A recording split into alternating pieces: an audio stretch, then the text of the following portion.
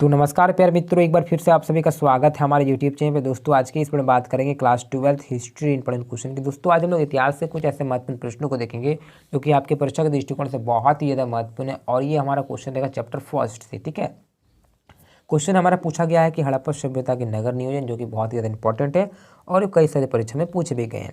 तो देखेंगे हम लोग बहुत ही आसान और सरल शब्दों में हड़प्पा सभ्यता का नगर नियोजन। दोस्तों हड़प्पा संस्कृति की सर्व प्रमुख विशेषता उसकी नगर नियोजन है। हड़प्पा एवं मोहनजोदड़ो की खुदाई में पूर्व तथा पश्चिम में दो टीले मिले हैं। पूर्व टीले पर नगर तथा पश्चिमी टीले पर दुर्ग स्थित है।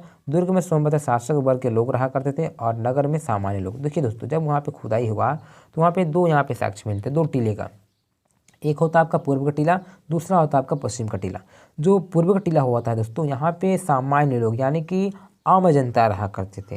और जो पश्चिम का टीला है यहाँ पे दुर्ग था, और इस दुर्ग में दोस्तों राजा महाराजा इस प्रकार के लोग रहा करते थे। तो यहाँ पे ये चीज़ दो देखने को मिलता है, एक तो दो टीला, पूर्व टीला और पश्चिम का टीला। पूर्व टीला में आम लोग और पश्चिम का टीला में राजा महाराजा लोग रहा करते थे।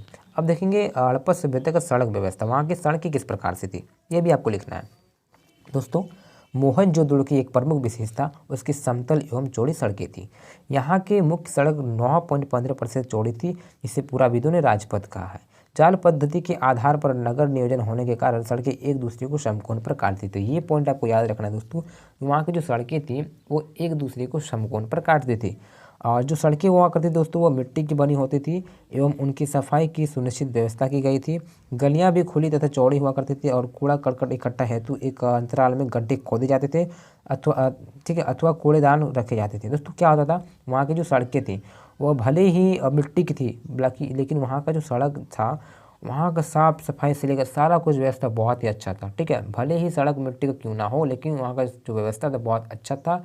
ठीक है, और साइड साइड में क्या तो गड्ढे बना दिए जाते थे ताकि किसी को कुछ फेंकना हो, कूड़ा करकट ये वगैरह। ठीक है, तो रोड में ना फेंके, सड़क में ना फेंके, बल्कि क्या करे उस साइड में जो गड्ढा बनाया हुआ है वहाँ पे जाके वो फेंक दे ताकि गंदा ना हो। ठीक है, तो ये चीज़ें वहाँ पे बनाई गई थी। ठीक है, और गड्ढे खोदे जाते थे अथवा कूड़ेदान रखे जाते थे, या तो फिर कूड़ेदान रख दिया जाता है तो गड्ढा बना दिया जाता है, दोनों में से एक काम होता था। ठीक है, और मोहनजोदड़ो की एक सड़क के किनारे क्या है, दो यहाँ पे चबूतरे का भी साक्ष्य मिलता है। देखिए मोहनजोदड़ो में कुछ ऐसा सड़क मिला है कि सड़क के किनारे किनारे में क्या होता था, चबूतरा भी हुआ करता था। ठीक है, चबूतरा।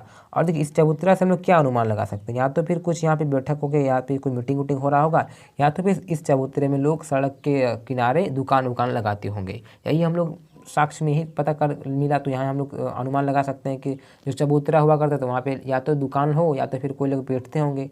ठीक है, तो सभा हुआ करते होंगे। तो इस प्रकार से चीज़ों को हम लोग बोल सकते हैं। चलिए अब देखेंगे जल निकास प्रणाली। वहाँ के जो जल निकास प्रणाली थी वो कैसे थी। देखिए दोस्तों, मोहनजोदड़ो के नगर नियोजन की एक और प्रमुख विशेषता यहाँ की अधिकांश भवनों में निजी कुआं एवं स्नानागार था। देखिए वहाँ के लोग में क्या होता था कि घर घर में अपना कुआं होता था, या तो फिर जो भी स्नानागार होते थे, मतलब आपको नहाने के लिए किसी का घर या तो फिर तालाब या तो कहीं नहीं जाना है, वो अपना ही घर में सारा कुछ हुआ करता था। ठीक है, भवन के कमरों, रसोई, स्नानागार, शौचालय आदि सभी का पानी भवन की छोटी छोटी नालियों से निकलकर गली के नाले पे जाते थे। देखिए क्या होता था कि सबसे पहले तो आपका एक घर हो गया और आपका इसी घर के अंदर सारा कुछ व्यवस्था किया गया है। क्या तो मान लीजिए आपका किचन है, या आपका बेडरूम है, या आपका ये बाथरूम है, सब सारा कुछ है। ठीक है, यहाँ पे कुछ आप कर रहे हो तो सबका पानी क्या है, इस प्रकार से साइड साइड में नाली बना हुआ है और इस नाली में सबका पानी जा रहा है। यहाँ का भी पानी यहाँ पे जा रहा है, मतलब सब नाली बना हुआ है। घर में आप यूज कर रहे पानी और घर से बाहर जा रहा है, बाहर से फिर वो चला जा रहा है। तो इस प्रकार से बहुत अच्छा व्यवस्था किया गया था। ठीक है, आप बोल सकते हो, आगे बढ़ सकते हैं कि छोटी छोटी नालियों में किनारे गली के नाले जुड़ा होता है, 2 मैंने बता दिया। और मुख्य सड़क के दोनों ओर बनी नाली को पत्थर से शिलाओं से ढक दिया था। देखिए अब मान लीजिए कि ये आपका घर है। ठीक है, अब ये तो घर है आपका दोस्तों, यहाँ से पानी निकल रहा है, लेकिन पानी क्या रास्ता निकलेगा, नहीं, जो पानी निकल रहा है उसको ऊपर से शिलाओं से ढक दिया जाता था अच्छे से। अभी देखिएगा अभी भी ये है, ऊपर से अंदर से पानी जा रहा है, ऊपर से इसको ढक दिया गया है। तो इस प्रकार से ढक दिया जाता था। ठीक है, पहले तो इस प्रकार से कुछ इस प्रकार से वहाँ व्यवस्थाएं थी। तो बहुत अच्छा व्यवस्था वहाँ जल निकास की। देखिए घर से निकलता था, घर उसको घर से बाहर कहीं नहीं जाना होता, तालाब उलाब वहीं पर सारा कुछ करता था, और घर से वो पानी जो निकलता था और बहुत अच्छी प्रकार से आता था। ये नहीं कि गंदगी भी फैल रहा, वहाँ से जो नालियाँ बनाई गई थी उस नालियों के द्वारा और आगे चला जा रहा है। ठीक है, आगे क्या लिखा हुआ है कि नालियों की सफाई एवं कूड़ा करकट को किनारे, ठीक है, के लिए बीच बीच में मौके भी, यहाँ पे गड्ढे भी खोदे जाते थे। देखिए बीच में क्या होता था कि समय समय पे अब गंदगी तो हो रहा है तो समय समय उसका सफाई भी किया जाता था। तो इस प्रकार से वो किया करते थे। तो अब हम लोग देखेंगे दोस्तों स्नानागार को। दोस्तों मोहनजोदड़ो की एक प्रमुख सार्वजनिक स्थल था स्नानागार, और यहाँ के विशाल दुर्ग में विशाल स्नानागार था और इसमें उतरने का फर्श पक्की ईंटों से बना हुआ था। संभवतः इस विशाल स्नानागार का उपयोग अनुष्ठान एवं कोई ऐसे बड़े कार्य के लिए किया करता था। देखिए दोस्तों, एक प्रकार से बहुत ही बड़ा यहाँ पे स्नानागार था, और यहाँ पे जो उतरने का रास्ता था वो बहुत अच्छा था, नीचे का भी जो व्यवस्था देखिए इस प्रकार से था। और देखिए इस प्रकार से कोई सीढ़ियाँ बनाई गई थी ताकि यहाँ से उतरे और लोग जो भी कार्य करते होंगे यहाँ पे स्नान करे या पूजा वूजा करे, जो भी करना हो वो सारा कार्य किया करते थे। ठीक है, तो इस प्रकार से बहुत ही अच्छा स्नानागार था, बहुत ही बड़ा था, मोहनजोदड़ो से प्राप्त हुआ था। आपको ये नाम भी याद रखना है। ठीक है दोस्तों, चलिए अब बात करेंगे अन्नागार को। अन्नागार यानी कि जहाँ पे अन्न रखा जाता था। ठीक है, अनाज वगैरह जहाँ पे रखा जाता था। दोस्तों मोहनजोदड़ो में ही 45.72 मीटर लंबा एक अन्नागार मिला है।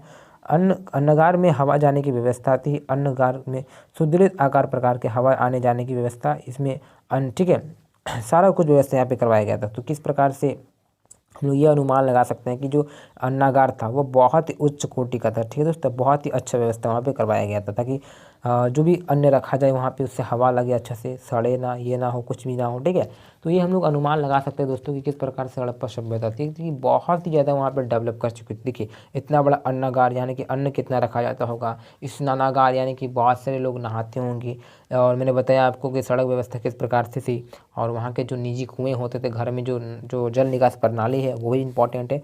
तो इन चीज़ों को आपको लिखना है, ये सारे के सारी चीज़ इंपॉर्टेंट है। ठीक है, सभी को मिक्सिंग करके आपको लिखना है और डरना नहीं है। ठीक है, चलिए और ईंट के बारे में देख लेते हैं। दोस्तों हड़प्पा संस्कृति के नगरों में पकाई हुई ईंटों का प्रयोग हुआ करता था। ठीक है, और यहाँ के नगर नियोजन में ठीक है अद्भुत विशेषताएं थी। देखिए वहाँ जो ईंट का उपयोग होता है दोस्तों, पकी हुई ईंट का साक्ष्य में प्राप्त हुआ है, आप सभी जानते होंगे। ठीक है, और इस प्रकार से लिख सकते हो। इसी प्रकार हमें देखने को मिलता है कि हड़प्पा सभ्यता में सर्वप्रमुख विशेषता यहाँ की नगर नियोजन है। इस प्रकार से आप लिख सकते हो।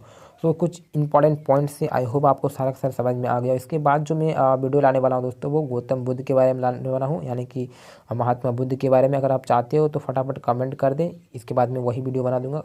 ठीक है, वो क्वेश्चन टाइपिंग किया हुआ, सिर्फ आपका कमेंट चाहिए। अगर चाहते हो तो मैं छोड़ दूंगा, क्योंकि गौतम बुद्ध से इंपॉर्टेंट क्वेश्चन आते हैं, और सब्जेक्टिव 4-5 नंबर का अगर आ जाए तो बहुत इंपॉर्टेंट है। और मैंने ऑब्जेक्टिव करा रखा है, ऑब्जेक्टिव भी देख लिया आप चैनल में। ठीक है, तो इस प्रकार दोस्तों दूसरे में मिलता है। जय हिंद, जय भारत।